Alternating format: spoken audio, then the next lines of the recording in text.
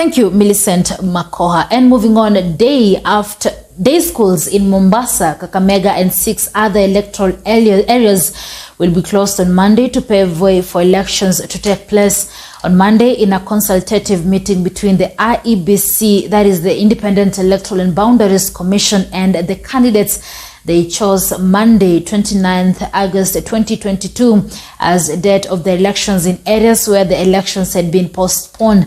The elections were postponed following errors in the ballot papers.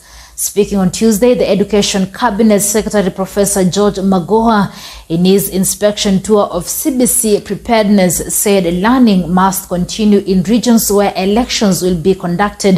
Nerima Wekesa is on that story.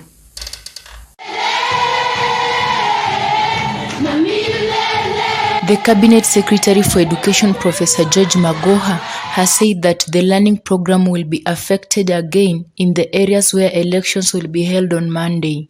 The Cabinet Secretary had earlier stated that learning will not be stopped due to the election in the country, saying that the Electoral Commission has to come up with a better plan to avoid the closure of schools. However, a week later, the Cabinet Secretary makes a U-turn over the same. We have agreed, having consulted Mr. Chebukati and Mr. Hussein Marjan, that as far as the polling centers are concerned, we are happy to allow them to use our facilities in both primary and secondary schools.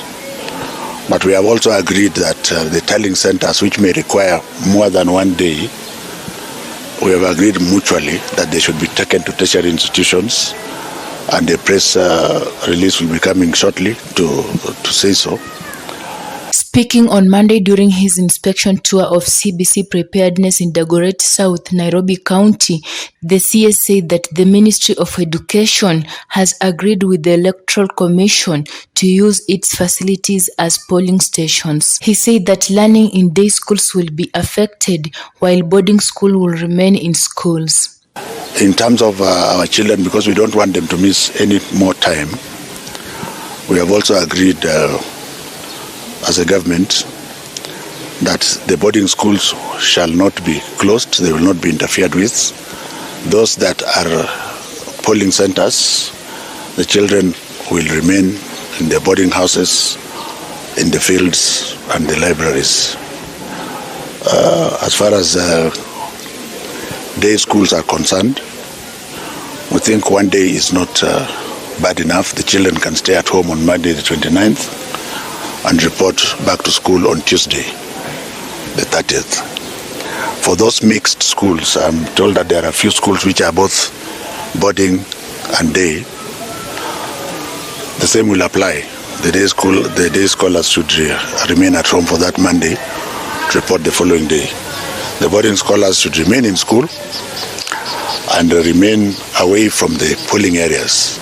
Professor Magoha said that the tallying centers in the named areas will be moved to tertiary institutions to allow students to continue with their studies. The Independent Electoral and Boundaries Commission, IEBC, Chairperson Wafula Chebukati announced on Monday that the postponed gubernatorial election in Mombasa and Kakamega counties will be held on Monday 29th. The Member of Parliament election will be held in Kitui Rural Constituency on the same day, as well as in Kachiliba Constituency, Pokot South Constituency, and Rongai Constituency in Nakuru County. Also, the postponed Member of County Assembly Ward election will be held on the same day in Nyaki West and Kwanjenga in Embakasi South Constituency. This comes days after schools resumed learning after a week of closure for election. Nerima Wekesa, Maisha Prime News, Maisha Television.